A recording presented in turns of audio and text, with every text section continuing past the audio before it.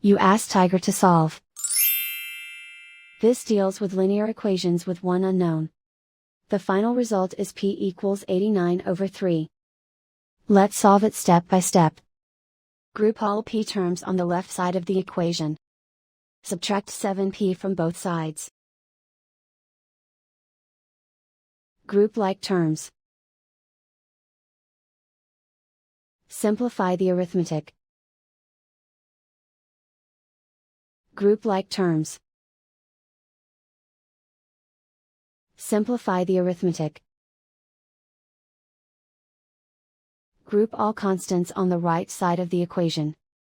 Subtract 30 from both sides. Simplify the arithmetic.